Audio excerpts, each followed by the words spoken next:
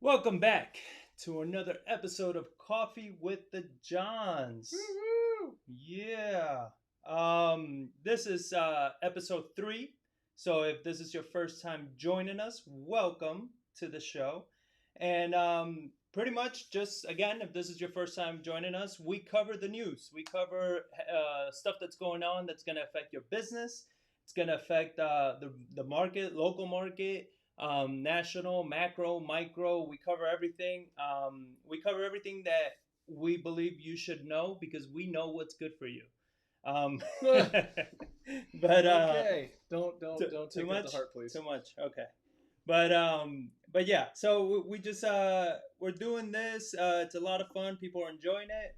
Somebody last week said that this is better than watching The View.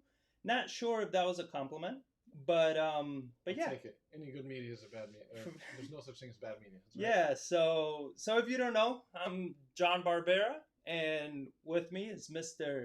John Barr. The better looking of the two. Sure. So we have a lot to talk about. This is why we do it every week, because things change on a weekly basis by a drastic amount. And that is exactly what's been happening this past week, from last Friday to this week. Already crazy news. We're going to talk about unemployment benefits. We're going to be talking about some Amazon good news. Some good news is that San Antonio has been considered a safe zone. So not sure if you knew I've heard about that. that. Yeah. So Nutterbugger, whatever our mayor is here, that little communist, um, finally agreed that the rates are falling. So we're at a positive rate of 6.7. They do want to get closer to 5%, but we're at a 6.7%. So What, like infection rate? Like yeah, positive rate? right. Yeah, 'cause The I think amount we of were hitting like cases. 17% in July or something. That's when everyone was like freaking out. Oh my god. And I mean, it's all over the place, right? So, my wife, she works as an occupational therapist, and she was going to a job interview, and they said, if it gets above a certain percent, you got to get tested like weekly. So now they're saying they got to get tested weekly because it went above that percentage, which was like 10 or 12%. Yet they're saying we're below a 6. So data's all over the place. But what matters is what politics says, not what jobs say. So politics says we're a safe zone. So we might be looking forward to, parks opening up because apparently in parks it's very contagious. Trees can get you sick. And They shake that COVID dust. yeah, all they over you. shake the COVID dust. Pardon the sarcasm, but some of this stuff just You got to make a light of the situation. It just- I mean, laughter's the cure-all medicine. So. I don't know. My common sense doesn't seem to be other people's common sense. Oh Apparently. no, you So, have your own little world. yeah, Of, I live in my own little world of common sense. you and Elon Musk, I think, belong very well together, or do very well together on Mars by yourselves. Yeah, if they have nicer weather in San Antonio, I'm down to It's go. bone cold year round there, so it's Beautiful. between 0 degrees and negative 40. So it'll be perfect for you. So we're gonna be talking about that. We're gonna cover Sleepy Joe's tax plan that he's proposing if he becomes president. We're going to be talking about property tax freeze. Amazon taking over the world. Amazon one drone at a time. continuing to take over the world because they've been dominating. We're going to cover RON. This is a new, relatively new acronym. So, Mr. John, what would you like to start with? Who's Ron? Okay, let's start with RON. Glad you asked. So, RON stands for Remote Online Notarization. So it's pretty much closing real estate online. Oh, thank God. Exactly. My God. So thank God. they've been trying to get to this for apparently for a few years now. Well, before you get into that, like, why does that make such a huge deal for real estate? Because like traditionally, when you close a house or close on any form of like a house and like have to sign official documents, especially like a deed transferred over, you have to have a third party certify that it is you who's signing that thing and put a stamp on it called a notary stamp, and that certifies that I just don't go around signing random deeds, forging signatures, and moving houses around. Right. So you have this third party that has to do that, but you can see the implications of this, of doing it online, to where if I'm signing a document, John's the notary certifying that it is me actually signing my signature with a valid government ID. How do you do that online? It's like, how do you show that it is me? There's an area for fraud. So now this slows down the closing process because now I have to get my closing documents the way we would always close. And I would go to UPS store. I would sign all the documents in front of the notary. Then I'd have to take it to a FedEx store, and then I'd have to drop it in the mail. The mail would have to take it to the closing table or the escrow officer, which we close out of Austin. So there's an extra delay in time over that to get the funding. So that's just delay. So now doing this online, I was like, why can I just not sign these documents in my office and be freaking done and move along? I don't want to waste time jumping around. So doing this online aspect like really speeds up a lot of these closing these documents to where like we don't need to go into title companies anymore. We don't need to waste time going to UPS store or banks to get notarized documents. You can do it all online. Well, I mean, and this kind of ties into what we talked about before. I've always been saying everything is going to be going online, you know, as much as people may hate it or disagree, it's still going. And COVID just made it happen that much faster, right? Ever since COVID happened, it's forced a lot of things online. So there's again, guys, you know, first time watching, all the links to all these articles are going to be below after the live is over. So make sure to check them out. But so pretty much Ron, remote online notarization is when documents are notarized in an electronic form where the signer uses an electronic signature and appears before a notary using online audio and video technology. So they're using online video and audio technology, which apparently, I don't know why it hasn't been done before. That's the laws, regulations. Yeah, somebody is getting paid, which is why they don't want that pushed over. But now, because of COVID and everything's been happening a lot, Florida has implemented this as well, and they've been crushing it. There's been a lot of closings being done this way because people feel a lot more comfortable than having to go to an office, go somewhere and sign documents. So that, for the real estate community, like you said, it's great news for us because being able to close these properties electronically, especially when we're buying with sellers that live in other states and stuff like that, this makes this so much easier to work with. So very excited about that. Well, I mean, with that, like one of our topics that I know I had on here that I wanted to get to is how will COVID, like what industries and what changes do we see long term coming from COVID? So obviously, huge push for things like this where there's not person-to-person contact anymore. So I think over the long term, some of those things are going to get rolled back because, I mean, human nature, except for you, people like to be around other people. We're a gathering, a social community. Right. So some of that stuff will get rolled back. But to the tune where you just attended a conference for the last 3 days that is typically held in person somewhere like a Vegas, like a San Diego, San Antonio, Orlando, these destination cities. And because of COVID, obviously we can't handle that stuff. So I think that's one industry that is going to be drastically affected is the conference industry. Both, I mean, good and bad to the extent to where it allows people like yourself that's like, I don't want to travel all the way to Orlando. It's like, not only do I have to buy all the plane tickets, all the food, but then I got to take time away from my business. I can't multitask as easily while there's a downtime in the conference. Then you got the tickets. You got a huge expense to go to these conferences.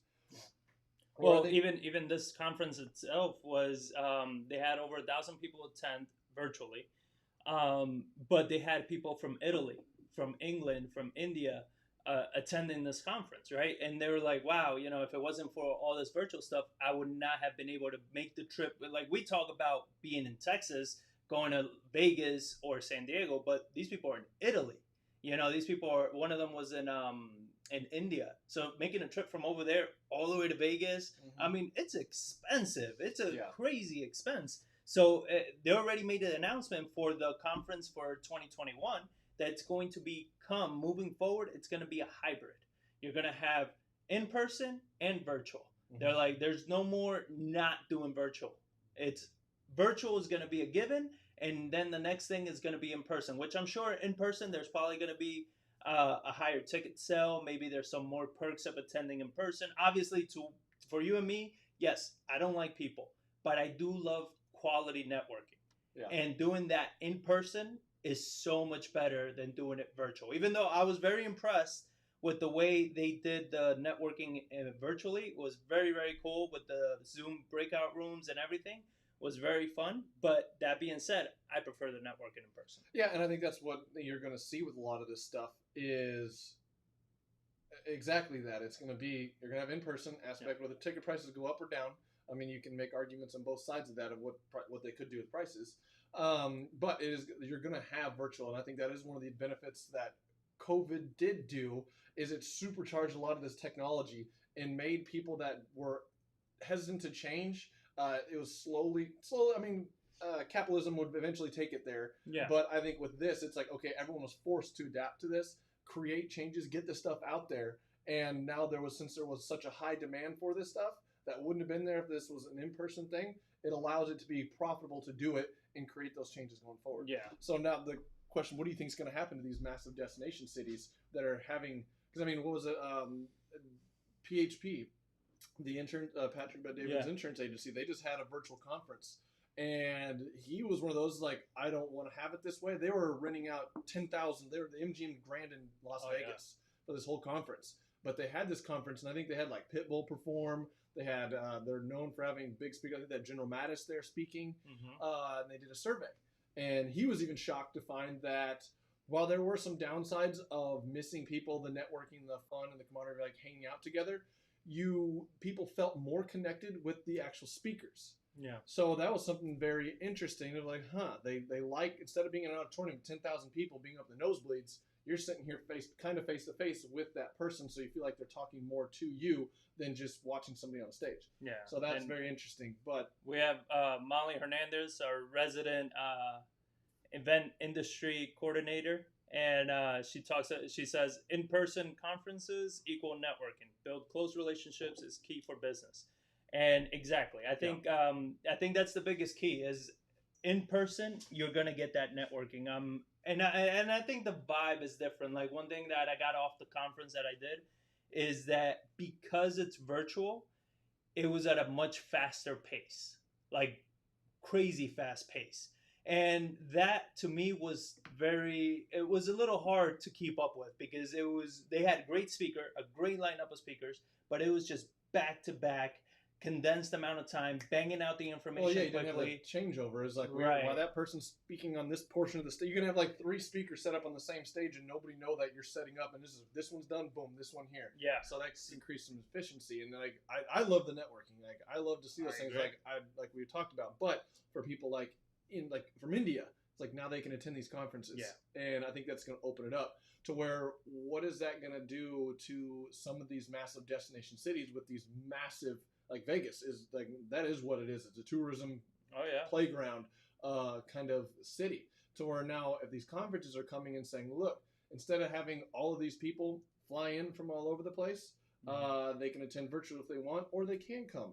So over long term, I mean, what do you think that's going to do? Because now you think about the capitalism, they set themselves with their debt levels accustomed to the revenue they were bringing in.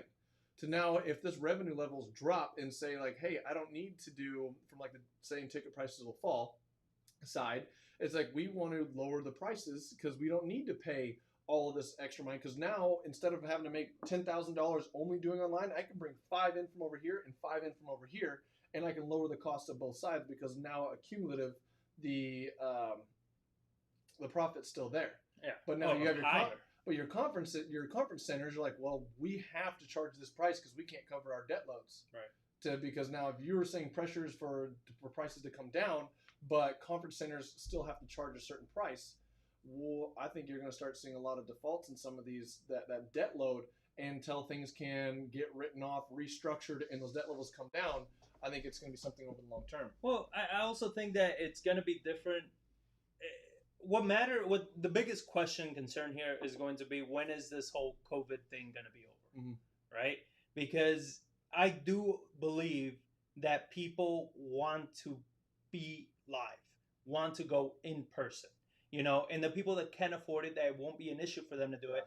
I think they'd rather do it, like myself. Again, I don't like people, but yet if I have the option and I can afford it, I'd rather go live.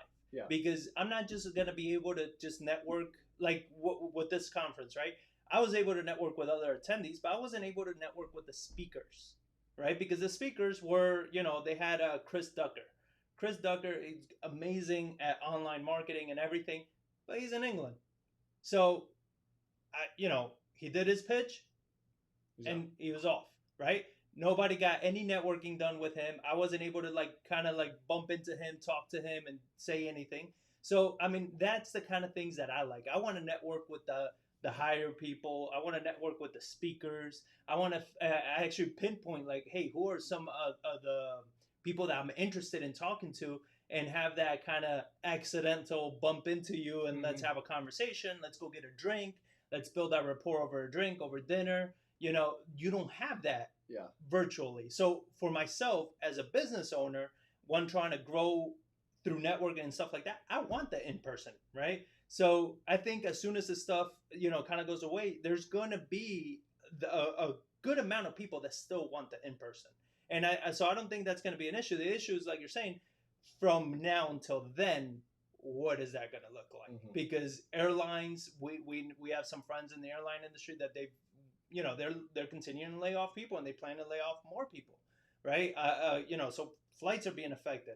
Hotels in San Antonio, we talked about it last week, how hotels are shutting down, and they're selling and all this crap, right? So it affects that. It affects the restaurants. It affects the bars. Places like Vegas are a destination place. You know, not many people like to live in Vegas, but a lot of people like to go to Vegas. So all of those things, I think it's going to be like, what's going to happen? And that's kind of going to lead into the next topic of the stimulus packages, right? How, what type of help could these businesses expect to keep them going until the elections are over and COVID goes away, right?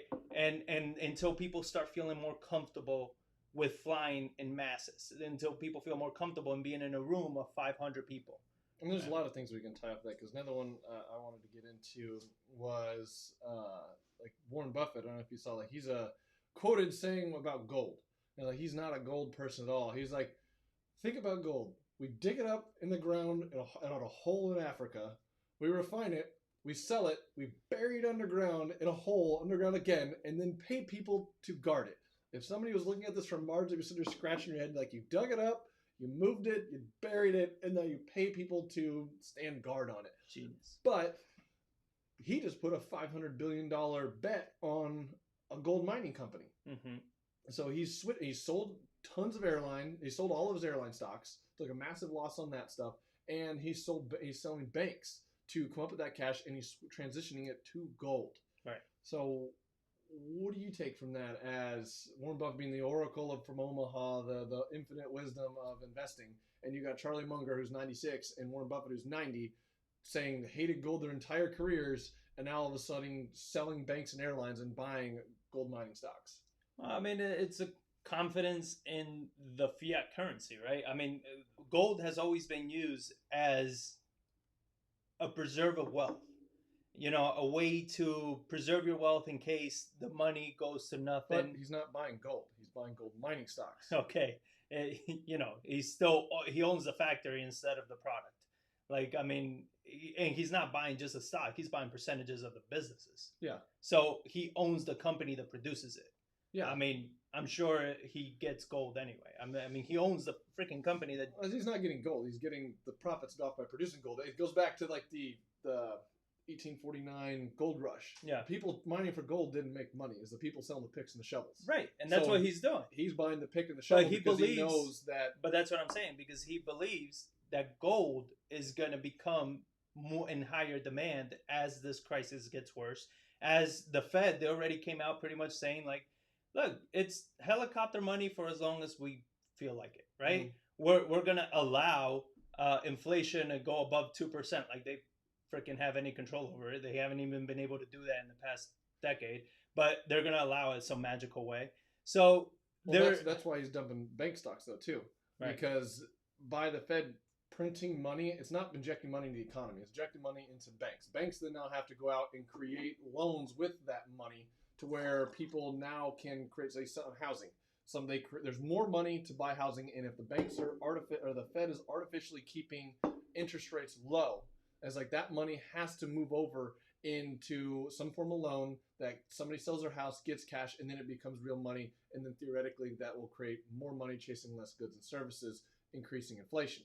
But with the Fed coming out and saying that they're artificially keeping the yield curves low to let inflation go up, that means they're not going to raise their interest rates. That means banks can't raise their interest rates to offset. So if they're making a loan for 3%, and all of a sudden inflation hits 5-6%, but the Fed's keeping the rates so low, they're not going to make money. They're getting paid back with massively depreciated dollars. So that's where I think Buffett is like, you know what, he sees that coming and he's selling out of that. And it's being like, okay, obviously the banks are not going to be near as profitable anymore moving forward with what they're trying to do. Is like, if they are successful, and it shows they will go to any length to eventually get it. I mean, look through history, like they'll get it somehow, one way, shape, or form. Sure. What damage is going to be caused, I don't know. But I think that's what he's seeing, and that's why he's like, okay, banks, airlines, that stuff is the kind of the, what did somebody said, they're 20th century stocks, not your 21st century stocks. Yeah, what is gold? I was like, that's just a barbaric relic. Exactly. Gold is even, but that's what I'm saying, that he is seeing the same thing. Yes, banks they do not make a smart investment, but why does gold make a smart investment? Because more and more people are moving to it. If you go buy gold or silver, physical gold or silver, unless you're buying a stupid amount of quantity, it's very hard to get. You know, there a lot of places are not providing it as readily available as they used to. Huh? You can get it in a week. Yeah, and how much over spot though? Oh, yeah, everywhere's going to be over spot. Exactly, because there's a higher demand. It's demand, supply and demand. There's more demand for gold and silver than there is for anything else right now, because when times are like this, people flood to those markets. Yeah. Well, I mean, it's the same spot it's always been. It's always like $3-4 over spot on silver. Not always. I mean, that's mostly from what I've bought in the last couple of years. Yeah. As like, it's always, yes, if you buy quantities, the spot goes down, but that spot relatively changes. Yeah, but gold suppliers are having tougher and tougher times coming up with larger quantities of gold and silver to be able to sell. Well, because of the U.S. Mint shutdown. No, it's not just the U.S. Mint. It's the Canada. It's all of them. Well, the mints shut down. They stopped producing gold. Okay. So it's the same thing. You don't believe in gold and silver. I understand that. I'm not saying I'm not believing in gold and silver. But it's not an opinion. People do. And it's not an opinion. There's a huge demand for gold and silver. There is and it's not an opinion. Governments are buying gold and silver at a stupid amount. Yeah. China, Russia, all those countries are buying gold and silver. So why is the U.S. getting rid of theirs? They're not. They hold the reserves of so many of these countries, and they're not letting them go. Kiyosaki's saying like their gold reserves are dropping. They're selling it off to Russia and China. That's where they're getting it. I don't know what Kiyosaki said. I don't know. But that's where, like, for him, I think what Buffett's trying to say is, like, he believes that they are going to create inflation. And whether it's not a bet on gold, it's just the fact that gold prices are going to go up because there's more money in the system than limited amount of gold. It's like, that's where he's like, it's not to produce income by, there's no yield that's created by gold. No. He's like, what he's looking for is how to profit on the prices going up, because they will create inflation, whether there's a demand for it or not. There's going to be more inflation for it. There's going to be a demand. So what are we saying here? We're saying the same shit. We always are arguing. I'm trying to get you to realize, like, what a point I'm saying. You're saying I don't like gold. And it's like, no, I'm not saying I don't like gold. And it's like, I'm saying, like, why is he transitioning to that as the Oracle of Omaha? Like, what is he seeing and what is he doing? Is like he's making a bet that they are going to create inflation. And he's positioning himself to a company, not off of banks, saying they can't create the yield curves anymore, get their money on the spreads there. Right. It's over to a mining company that's selling gold, seeing prices increase, because as that price increases, they know that there are gold mines that it's not profitable to run unless it's at 1,500 an ounce, 1,600 an ounce, 1,700 an ounce. Oh, like oil.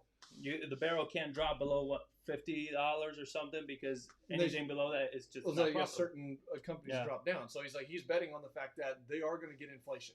Yeah. They're going to force it some way. They're going to pump money in. They're going to let these yield curves go, keep them down, let the inflation rise, to where that's just going to create more money in the system chasing certain products. But we're already starting to see inflation. I mean, look at it in the building industry, right? And us trying to build the houses and everything like that.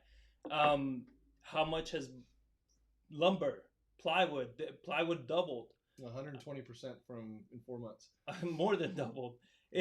So we are seeing inflation in a lot of sectors, right? Because the supply chains, right? The supply chains have fallen.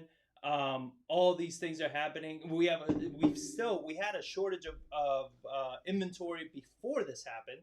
Now you have more people trying to get out of apartment buildings, trying to get out of small condos. They want more open area. So now that demand for houses has gone through the roof even more. Mm-hmm. Then you add to that lower interest rates. So lower interest rates are helping you buy more home, not necessarily buy more home because the prices are going up as well. So, but it's allowing you to pay more. Prices are going higher. It's allowing you to pay more than you were before because you're getting a lower interest rate, so you can afford more of a monthly payment in theory, right? You probably should still not be doing it, but you can afford more. So, I mean, we're having all these things play into effect. Do you believe that that's going to come down once supply chain open back up? Or are they going to just be like, well, people are still buying it, so might as well just keep it? I think prices will come down because, I mean, it's everything. I mean, just like you look at any foreign market, it shoots up, it comes down, but it never goes down as low as it used to be. Right. Because I think and that's where I think where you are going to see some of this inflation roll over into other parts of the industry. Because like you see, holy shit, they're able to buy plywood at this price. Now, can I undercut that price by creating a new supply chain? Right. So that's going to create competition to start bringing prices down. But now that creates more competitors and more people in the market consuming that stuff, where I don't think it'll ever fall down as far as it once was. Because it's going to take a long time for those supply chains to come back up.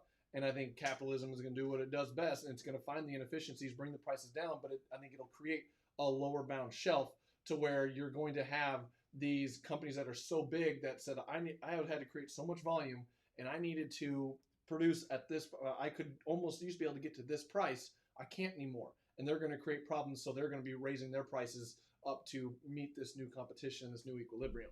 Oh, so yeah, and I hope so, because if not, it sucks for people like us, right? We're trying to build, and we're trying to build at an affordable price so we can sell at an affordable price, but because of how lumber and everything is, it's like we have to sell at a higher price. Yeah, we have a shelf that we can't go below because then it's not profitable. So then it doesn't. The same with the gold mining, with the oil drilling, like it gets to a point where it's no longer profitable to build because we can't sell it at that price. It has to be sold at a higher price. And that hurts because there's a lot of people that want and need homes, but yet they can't afford these ridiculous prices. So that's kind of the thing that on one of your market updates, we had our first troll, apparently. Well, not our first, but we had a troll getting pissed, calling us greedy and all that. But it's like we say, we need to get real jobs. Yeah, we need to get real jobs. But we don't set the market. We follow the market, right? We follow what's going on. We're a product of the market is what I always say. Yeah, and we want to make sure that we always provide the best product, but we're still a for-profit business. We are not a non-profit that we're just going to build at a loss. He was saying, like, buy your land cheaper. We're not Tesla. Buy your land cheaper so you can sell your houses cheaper. It's like be smart and figure out a way to buy land cheaper and sell cheaper. It's like, there were 4,000 sales in last month alone in San Antonio. Yeah. Me just getting a land at $10,000 cheaper means, one, that meant some other person didn't get $10,000. The seller of where we bought our land. So we're like, in his arguments, like, well, now we're screwing over that seller because now we're getting $10,000 less.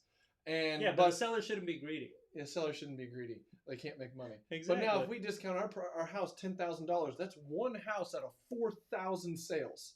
That is not going to move a market at all. Oh, yeah. I mean, it might make a very small little blip if an appraiser sees that house and he doesn't have anything else to comp to as that house, then that might create 1 or 2, 3 houses that have somewhat of a little ripple effect. But over 4,000 sales? No. Well, plus, I mean, homeowners are not ignorant, right? I mean, they have access to the same technology that we have access to. They know what their land is going for. Yeah. They know what their houses are going for because they see what the market is doing. So it's not that you're dealing with somebody that you're like, oh, I can probably get them down and beat them down. It's not like it was 10 years ago. Right now, they know the market is hot. They know demand is hot for houses, for land, for all of that. So they know they can request more. They know they can get, or even not just request more, but like get the actual value of their property. Yeah. They know they can. So, as investors, we pay what the market is and we sell at what the market is. Nothing more, nothing less, right? Yeah. So, yes, you do have your stupid investors that try to sell more than what the market is, and then they sit on the market for a very long time without selling. But when you understand the market and you understand how, basic economics works, is like supply and demand, dude. We got to cater to the market and do what the market is asking. And that's what we do. We supply the demand. But moving on, one of the things that's interesting is I was looking at unemployment benefits for Texas have been stopped. So you have FEMA that came out on September 9th, said that the lost wages assistant grant, the $300 a week that people were getting, ends September 5th because FEMA is out of money. And Texas is no longer getting money, so people are no longer going to get the $300. What's crazy is like a lot of states didn't even get in on the payments. Like it was a first come first serve until the money was gone. I mean, they even set out, it's like we don't know how long this money's going to last, depending on who applies. So states that were slow to apply, now that they're getting like, okay, we want some of this money now too, and it's like, well, now we're out of money. Texas and these other states that were on top of it got on the ball and got the applications in, got the money. Yeah. And these other states aren't. But I did see something that Trump is trying to figure out ways to reallocate money from other places in the budgets for disaster assistance to get it over the military. God, who knows where they're going to get it from? It's all our tax dollars that they've been holding on to. Oh, we got hundreds of billions of dollars over here. I think no. But that's to stop the government from shutting down. Because that's the funny shit. That they cannot pass a stimulus bill. They cannot, the retardicans are over here doing, putting out even less money, not trying to compromise with the Democrats. And then you have the other morons. What is it, retarded kids and Democrats? That's their names. You have retardicans and Democrats. I've never heard that before. But that's who they are. So you have these two morons that are out there just, all right, how can we make the most money ourselves? How can we keep the most? Fuck the people, right? Because that's the whole politician thing. And then they're about to hit a government shutdown. They're like, whoa. We can't shut down the government. We gotta get our paid. We gotta get paid. And then they're like, oh, we agree on this, right? Oh, for sure. We gotta extend that. All right, cool. So government's not getting shut down. We're getting paid. Now, what about the people? Fuck those guys. We'll wait until after the elections. Yeah. We gotta spend our money. We gotta continue to play politics as long as we can to try to get as much political gain for our candidate to take over the government. So, like, I don't see anything stimulus-wise getting passed. I mean, even now, they even said with, like, the retardicans passing their skinny bill, and I was reading up on it, I was like, it was a complete political stunt. It's 100%. Like, it was for campaigning purposes that the Republicans came out and said that, hey, we're trying to pass money, but the Democrats don't want to help. Yep. I was like, the Democrats come out and say, well, no, they just wanted to screw them over by not giving them enough help. I was like, we're trying to help you out more. And they're both in a gridlock to where now I think it's come October 1st, like they're on a recess again to go and campaign for re-election purposes. Yeah, because they work so hard and they need their breaks. I mean, I feel so bad for them. They struggle so much in their jobs to go to work and not do anything and then make hundreds of millions of dollars while they're in office. They make 170. Oh, only 170. Only 170. They can't make money on their book deals on the side and making millions and using this. It's frustrating because it's like, I still see people, especially on like social media and everything, attacking each other, right? And over these politicians, and I'm like, they don't give a fuck about you, yet you're attacking your neighbor. That when shit hits the fan, your neighbor's the one that's going to help you, not the politicians. Yeah. They don't care. When are you going to understand? They don't care. Yeah, it's two heads of the exact same snake. Oh, 100%. And we just have to play within the confines and take care of your own world. We had the conversations multiple times. Like, there's no point in getting all bent out of shape about what's going on politically. It's like, it's all the same shit. Like, the Republicans want to borrow and spend. The Democrats want to tax and spend. But the end result is they spend more than they make. Yeah. And like and then they grow government. And like for me, it's like I'm anti-large government. As like I don't like how much waste is in this. I don't like how much misallocation of funds. But what are you talking about misallocation? That's the shit that I don't understand with you. Because California sets a perfect example of how large government helps. I mean, have you noticed the amount of streets that are just full of people, happy people living in tents all over the place, shitting on themselves, roaches, infestations, diseases. Well, you don't have to go to California anymore. Go to freaking Austin. And that's that's mini California. Austin is mini California. But I mean that's what it is, and this is not to get. I know we're getting political, but it's because the politics ties into the business, right? And that's exactly what's happened in California. Is the politics tied into the business, tied into common sense, and now they're saying where like if you're a hotel and you want to water your lawn, but there's homeless people on the lawn, that's considered harassment. So you can't water your lawn. So you're a high-end hotel, already getting hit by the economy, and you're trying to keep your hotel nice and clean, but you have a bunch of homeless people shitting on your lawn and pissing everywhere, and you can't do anything about it because yes, it's your lawn, but it's not your lawn. Yeah. Well, that's I've driven like when I first moved to Texas, I wanted to end up in Austin. Just because it was like the cool thing to go as a 21-year-old. And it is beautiful. Don't get me wrong. I think Austin is really nice. I know. I went up to Austin a lot. It's like I'm 31 now, and I was like when I was 24, so 7 years ago. We go up to Austin all the time. It was a great time. But I drove up there 6 months ago to go pick up some material, and I noticed like, my God, there's a lot of homeless people under these overpasses now in the downtown area, and it's like they're passing the same thing we talked about last week, where it's like, the first 10 foot, it's your land, but we have rights. The city has right to use it. Now they can camp out along your lawn, and you can't run them off. It's harassment if you spray them with water. And it's like that to me. It's just like they leave their crap there. You can't move it. Yeah, it's like, oh my God, like where are we trying to go with this stuff? I feel like I do have somewhat of a heart when it's like I feel bad a person is homeless, but I don't feel bad if that person's not taking advantage of the things that are there. It's like I believe the American dream is alive and well. And if you want to work your ass off, you can find, yes, it's going to be tougher starting that far down from the bottom, but the steps are there. There's all these government programs that are out there that we pay for as taxpayers to help but obviously that's not working because the population is growing for that stuff. So, I mean, it's just, I don't know. Where's it going? Well, I mean, it's been, like everything, it's been taken advantage of, right? Before we had homeless people that were mentally ill or had some form of issues or whatever it may have been, that they've had issues, which is why they were homeless. But now, I mean, I guess you can say these people have issues, but different kinds of issues. Ever since this whole COVID exploded and all these laws are coming out and all these, politicians are allowing it, you have more people that are choosing to be homeless because they can. Yeah. Because they know that they get protection. Because they know that they get help. They get everything, and now they don't even have to work.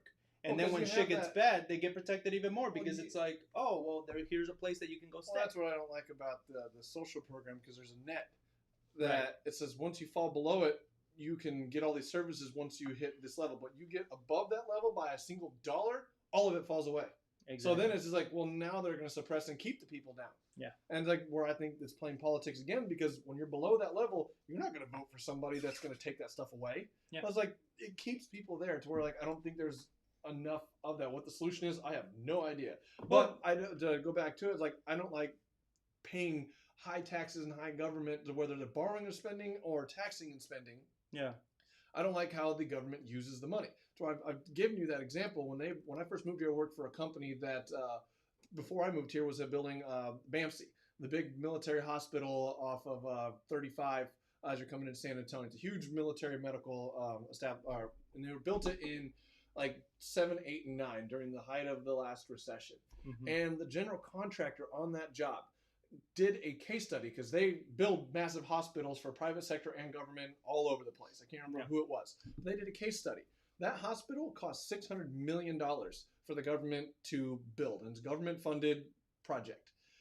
If that exact same hospital was built in the private sector, it's a $400 million hospital for the exact same thing. $600 to build this because it's for the government, $400 million for the private sector.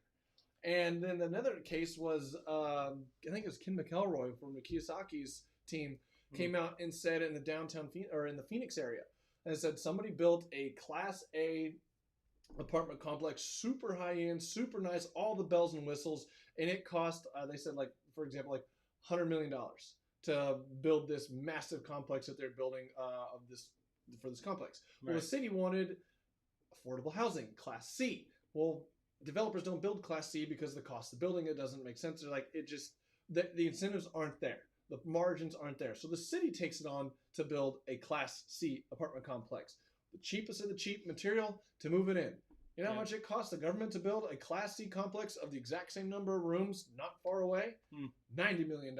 It was like that close of a difference. It just seemed like it cost you the same amount of money to build this low grade, low quality product as a private sector to build a high-end, high-quality product. Yeah. To where me, it's like, I just don't like that inefficiency. I'm not, like, we're business owners. We like efficiency. We don't like big waste. And that's when I see when these companies and governments get so big, there's so much waste that they have to create new money. They have to borrow money to keep growing. And when you don't have the efficiencies of capitalism working like you do in government, you can't have a new government come in and challenge it and create competition. Like, that waste is allowed to go by the wayside. Exactly. So that's my kind of take on it. Well, yeah, and that's precisely the problem with politicians. Next thing that I wanted to kind of talk about is you had brought it up, and Jesus, there we go.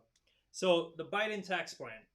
Oh God, here we go. Wow, this is good. So he's proposing that his tax plan is gonna increase income tax, the top income tax bracket, from 37 to 39.6. But he also rolls in additional payroll tax for employees earning over 400 grand, with 6.2% paid by the employee and 6.2% by the employer. Which they already pay 6.2 and 6.2. So now you're taking it from 15, or the whatever it is, the self-employment tax, you're essentially doubling it once you make a certain level of income. Correct. So then you have the 12.4% icing on his tax, they called it a tax grab cake, is for American business owners who earn a salary of over 400 grand annually and would need to pay both sides of this new tax. Oh, those are the small ones. Those ones I'm like, okay, I get it. Taxing the rich. Whatever. The one that I'm more irritated about, that people I don't think are talking about enough, is doubling of the capital gains rate on the sale of assets. From essentially right now, it's like if I buy something and hold on to it for 5 years and say I make $10,000 profit, I sell that asset, I'd still have to give $2,000 for the government for the capital gains tax. Right. Under his plan, he wants to double that to damn near 40% on all assets sold. So now, if you're trying to save outside of some kind of 401k, creating businesses, creating economy, putting money into the economy, growing with, and then when you sell it and realize a profit, 40% of it now goes to the government. So that, I think, is huge disincentive to be like, why do I want to take that level of risk to when I make profit, I lose 40% of it in taxes? I'm just going to keep it cash and try to do other things with it. And where I think that's going to drain money out of the economy from that aspect, is like, that is like the payroll taxes, all that other stuff. Okay, I get that. That's on already produced income. That impact the economy is there, and now it's moving on. But now taxing people putting money into the economy, saving and investing, and then when it comes back out, so somebody can realize that they're taking a huge chunk of that away, I think that is now going to take liquidity out of the market, and people not wanting to invest at the same rate and taking levels of risk that they had. Because if you're looking at like money people, they want big returns on their money. They want 20-30% returns on the stuff, and for providing liquidity, taking those massive risks. But now when you say that, hey, I'm going to take 40% for you taking that massive risk, yes, you made money. But now they're going to take a huge portion of that towards like, maybe I won't take that massive amount of risk anymore. I'm not going to go out and create a new business. I'm not going to create a new development. I'm not going to create a new technology, because it's now that return, that benefit is no longer there.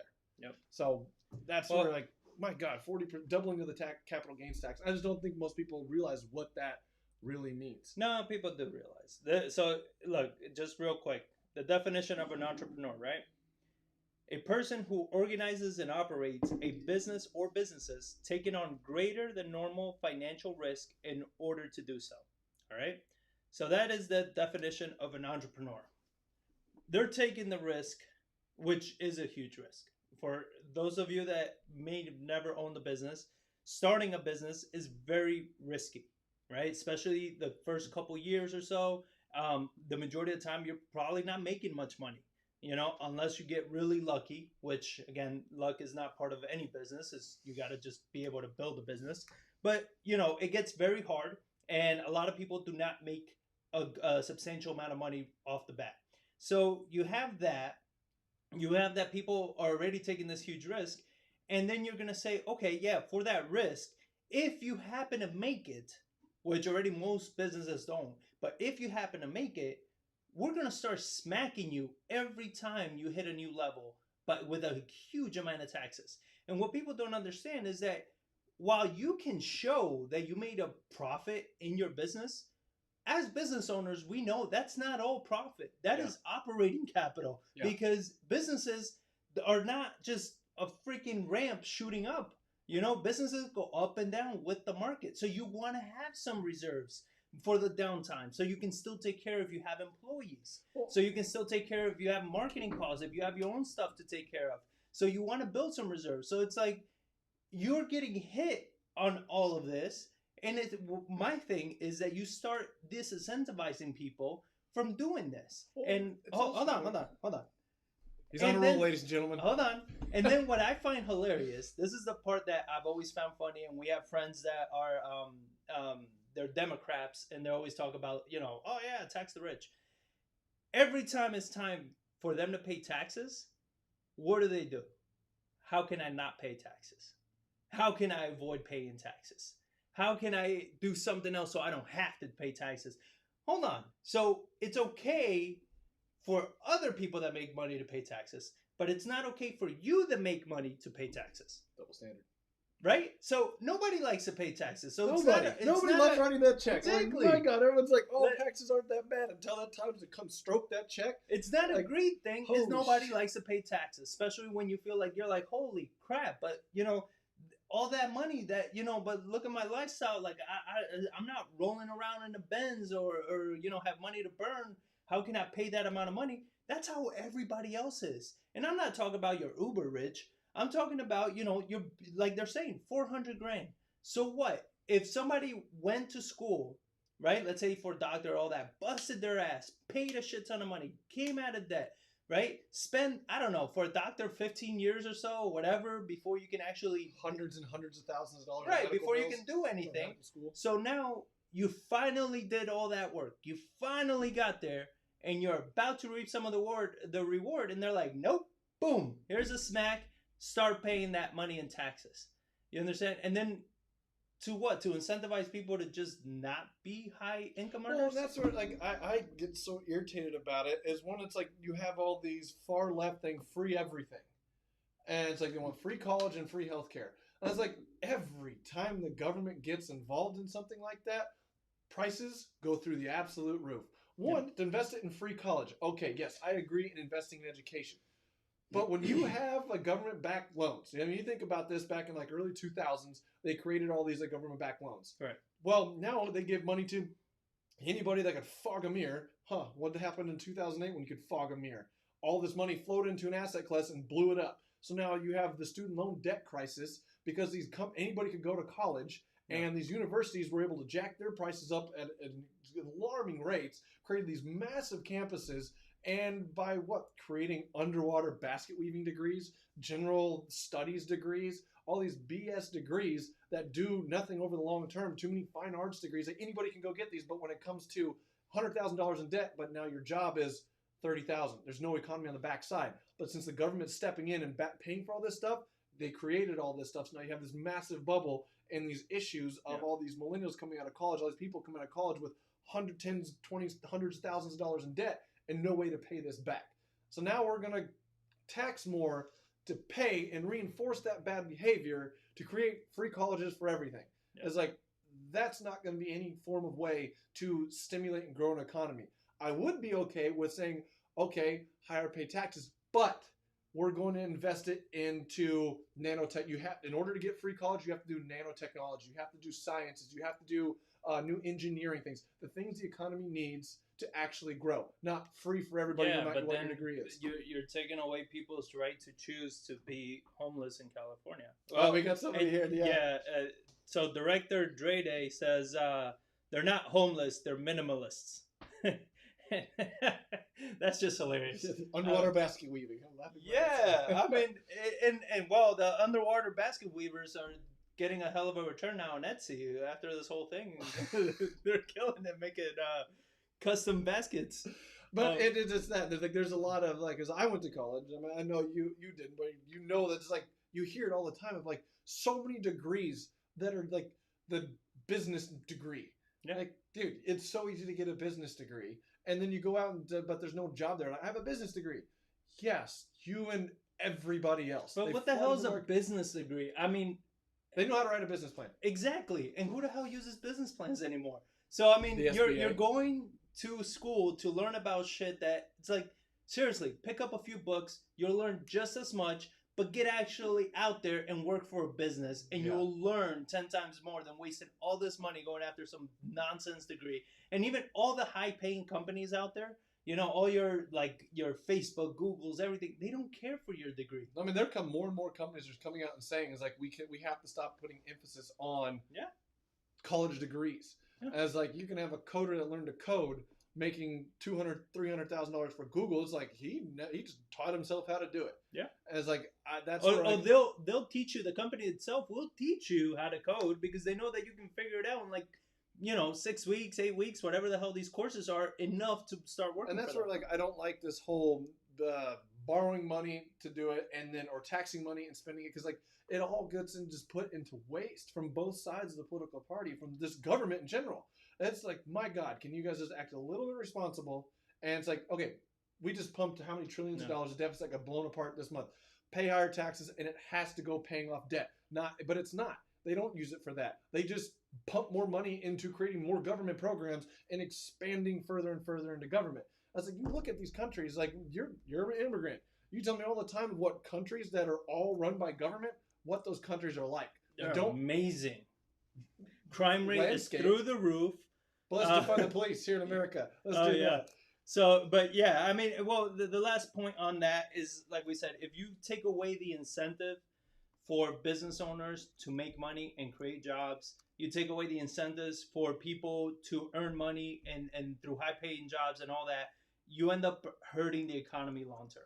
So you got to think about those things as you're coming out with these. Obviously, they're politicians. They know jack shit about money. They don't know anything about business. All they know is that as long as they keep the government open, their checks are going to grow. And as long as they help out the right people, they're going to make more money. They don't give a damn about how the economy actually works. Which that's what I say. You look at when the government was created, like it was a volunteer position to be in the government back 200 years ago. And you actually usually it was people that were very active in the community. Leaders, people that understood what the people actually needed. They ran their own business. They ran their own farms, and then they went and helped. But now our country's gotten so big that you have to be almost a career politician. That like you don't have very many business leaders getting into politics. Once you hit politics, you got to be a politician. Yep. To where it's very hard. To where like I think like the more and more our economy and society develops and grows, the more and more problems this is going to create. As like I'm just more a fan, and I know you are as well, of free market capitalism, letting like the best idea rises to the top and gets the reward for that because it re-incentivizes to keep exactly doing that. But I think like taking that incentive away from monetarily and growing your life and your needs and taking money away from that and trying to put it into the bottom just by free handouts, I don't think is a great way to incentivize growth and to create more jobs. Because they say all politicians, like, no matter what they say, their whole job is about creating jobs. They'll create jobs, but it'll create government jobs to how to administer and deliver what this the money hell through. Do they know about creating jobs?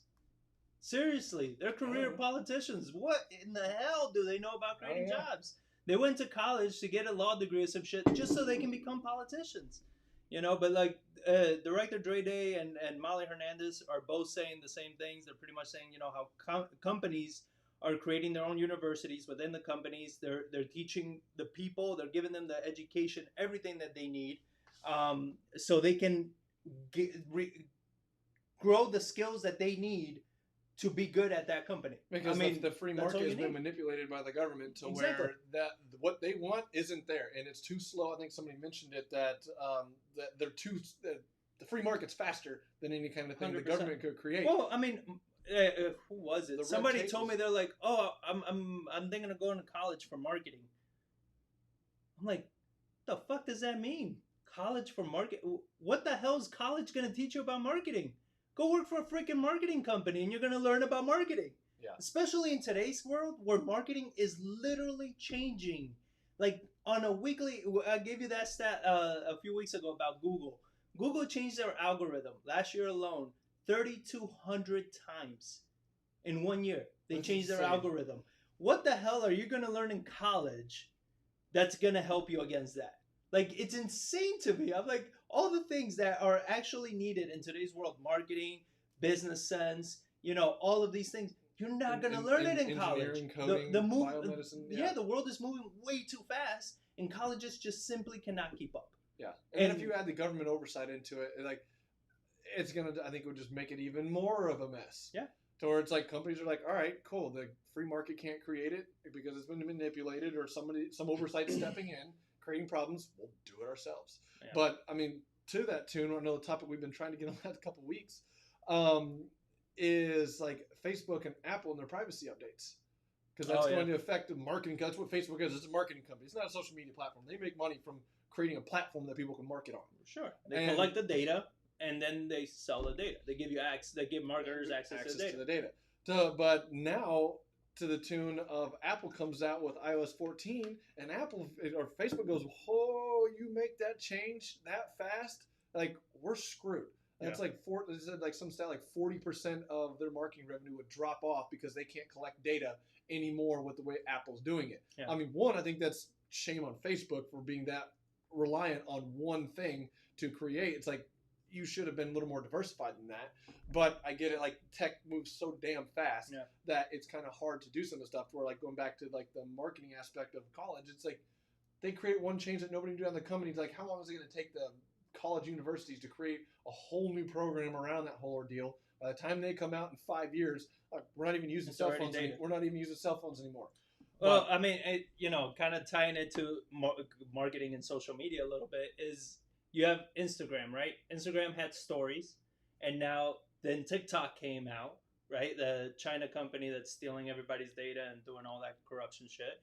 And they came out with TikTok, and then Instagram let TikTok do its thing, figure it all out. Now Instagram says, all right, we're going to release Reels. And they're going to do the same thing they did to Snapchat, right? How do you teach all that? This happened, in the last year or so, right? Yeah. The majority of this explosion. How do you teach that in a college? How do you teach that in any form of traditional education? Like, who knows that shit? The people that are using these platforms day in and day out. The companies that are using these platforms day in and day out. And I'm a little more into marketing and everything like that, but I look at all these things. Boy, they're changing like month over month. It's like, all the shit that you were doing last month, you can't do it because you're not going to get, like, Instagram stories, you get no reach anymore. You want reach on Instagram, you got to use Reels because they're pushing Reels. Yep. So you got to use it and you're going to get reach. You can't move that quickly in any marketing course, in any traditional schooling course. And now you have Facebook and Apple that they're coming out. You have Apple. I don't think Apple's going after Facebook at all. They're just becoming more of a secure. Well, I think you have the push recently of all these massive data breaches. That people were like, you were collecting what data on me? I had no freaking idea you were collecting all that stuff. So now I think Facebook, I mean, I haven't read into it, but it seems like Apple's giving people more options of what happens to data and who collects that data. And because I think they're just responding to the market of what people have saying, like, well, I don't even know how to, because you use the point when I give you this argument, it's like, well, then stop using these platforms. And then nobody will collect data on you. It's like, yeah, but this has been integrated so far in our society. It's like, the homeless people got Apple phones. Oh, yeah. It's like, you can't not homeless. use... Minimalists. Yeah, minimalists. The minimalists. There's like, you can't not function in today's society. So I think they're saying like, well, the free market's saying like, well, I want to control more of this stuff, but I still have to be a productive member of society. Like, how do I do that? So that's why I think Apple's got this push of like, all right, we need to create a product that allows people to control more of this stuff because they're trying to compete against Android. Right. And Android's platforms are more open code. They have more problems. So now Apple wants to say that industry standard. So now they're coming out with these changes. But now you have Facebook that's like, Please Well, don't. So Director Dre says Apple all of a sudden is about protecting our privacy. LOL, right? And it's not all of a sudden. It's that they're responding to the market. Before, privacy wasn't a trending topic, right? And then all of a sudden, privacy became a huge issue, right? Some people got loud about it, and privacy became an issue. So now Apple's like, all right, privacy is an issue. We're a business, right? We're here to make money. So what do people care? They care about privacy. All right, so let's come up with an upgrade that gives them what they want, right? Yeah. And then what's going to happen is that privacy, maybe it becomes too much privacy, and then they got to decrease a little bit more private. They're just responding to the market. Yeah. And then Facebook, like they said, they came out, they're like, well, if you do this upgrade, it's going to kill a lot of our revenue because it's going to hurt a lot of people trying to market to people that have iPhones. Pretty much their main source of using Facebook and stuff like that is through iPhones. So Apple said, okay, cool, you're right, we're going to give you an extra 6 months for you to fix your algorithm, and then we'll release it anyway. And Apple and Facebook's like, cool, that works for us. Well, I think a lot of it is like it shows how interdependent some of these companies are on each other. 100%. To where people's like, oh, Apple's just bending over to Facebook. No, it's the fact that if people can't use Facebook and they can't use iPhone, and they are two massive parts of the technological economy that we have nowadays, and they don't integrate with each other, it's like you're going to create massive problems. Where Apple's looking at that and like, yeah, if we roll that out and you affect you that hard, that much, it's like we're going to see some repercussions. And it's the same, like, let's say Amazon, right? If Amazon starts fighting Facebook, starts fighting Apple, starts fighting Google, it starts losing share, because it's like you're fighting the platforms that showcase you, right? When you search a product on Google, first links that pop up are always Amazon links, right? When you search something on Apple, you have the Amazon Apple app, right? So then you have Amazon on there. A shit ton of purchase gets done through the app because it's easier to use than going through a browser. So these companies, they all work together.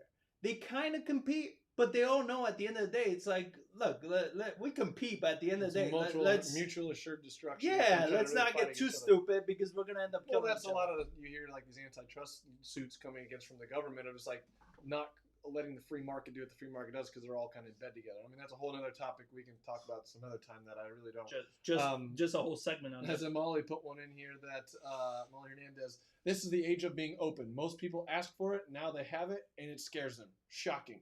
And it really is. A lot of this stuff is like people wanted all this open stuff, and they realized all of this data that was what was actually happening behind the scenes are like, oh shit, I didn't mean all that. Or where all this stuff was going, all these data breaches, and the news putting that stuff out. So it's creating this demand. I mean, that's what I love about capitalism as well, is the companies unregulated by these bureaucrats, they will respond to what the market demands. Yeah, but you're just greedy and you need to get a job. we need to get real jobs. But to Molly's point, she says they're besties. They need one another to all be profitable. See what happens when you work together. That's exactly it, right? I mean, that's something that the politicians need to understand, where it's like, look, guys, I understand you guys want to be elected. I understand that. I understand you need to be in politics, because if not, you're useless and you're going to go broke outside of politics. I completely get that. But at the same time, can we focus on what's going to make the economy better and the people better? Because if you tank this economy and you keep putting people against each other, shockingly, to their surprise, you're just tanking the economy that you're trying to live in. You're trying to be profitable in. So then it's like now you're creating a world that nobody wants to be a part of. Like, just get that through your head. You understand? Like, you're looking so much at right now, this election, all this. You're not looking at like how these things are going to affect the coming years, the coming decades, the mentality of people. They're not realizing that.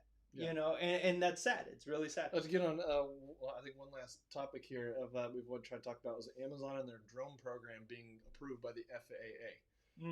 That's something to me where I'm just like, you want to talk about a futuristic looking city. I think it was Amazon. We've all kind of seen this coming with drones and testing of like, man, wouldn't it be cool if Amazon, or like I was able to get like drone deliveries to my house? Like, what was that going to change for stuff to happen? Like, on our roofs of our houses? Are we going to have like drones landing and dropping packages and stuff?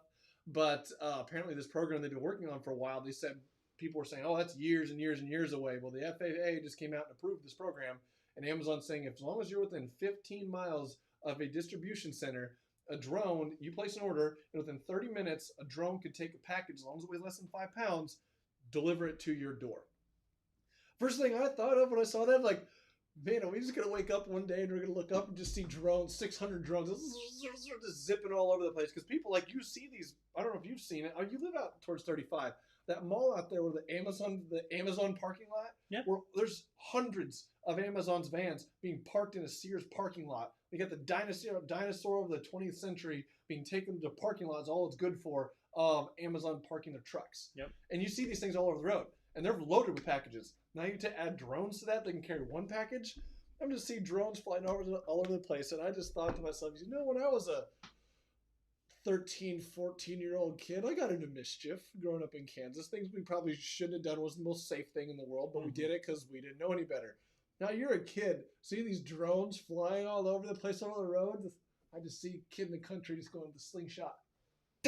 And just trying to shoot in the country. I'm thinking about doing it. I was looking at BB guns the other day. I was like, oh, this is going to be fun. How do you track that stuff now? If you're just in a field somewhere, like you go dove hunting, people just get in a field and they start shooting birds out of the sky. So if you just sit in the side of the park in some random field one day out in the country and start blasting, I think the quality of the drones and everything, it's got to be to a point where the drones are going to fly high enough where you're not going to be seeing it. The only time you're going to see it is when the drone is landing, right?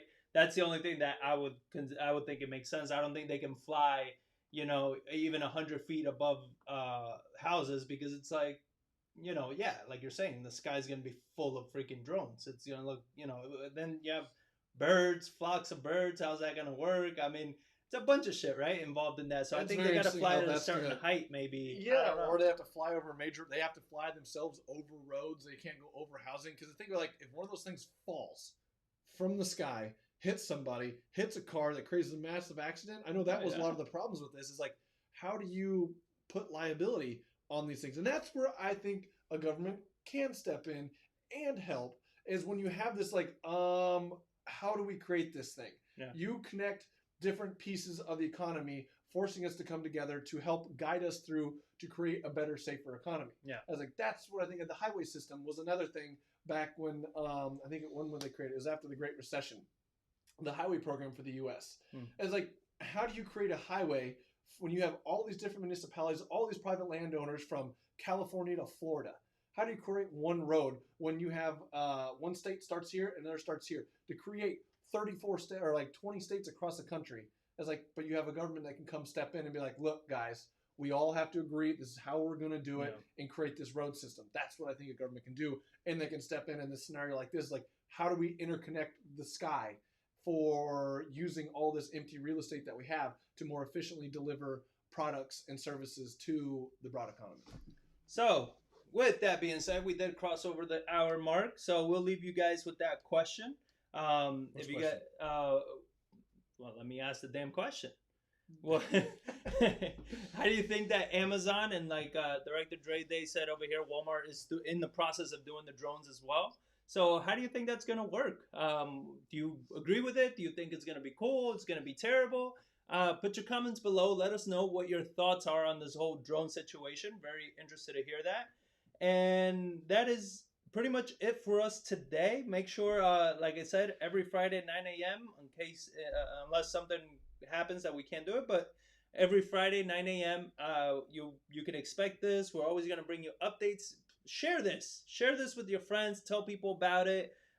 Subscribe if you haven't already. You know, this is we put a lot of work into this just to provide you guys some entertainment and good information every Friday, right? Everyone's got to get their weekly dose of the hairless wonder. Yes, sir. So with that being said, guys, I want to leave you with one little parting thought to contemplate over the coming weeks, is that we are in election season, right? The media and politicians are trying to divide us even more. I don't care where you are, left, right, whatever, but it's happening. And just keep in mind that when things hit the fan, the only people that are going to help you are your neighbors. So don't attack your neighbors. All right. Don't fight with each other. Try to understand each other, understand each other's points of view. Try not to understand or be on the side of politicians because they're not on your side. All right. They're on their side.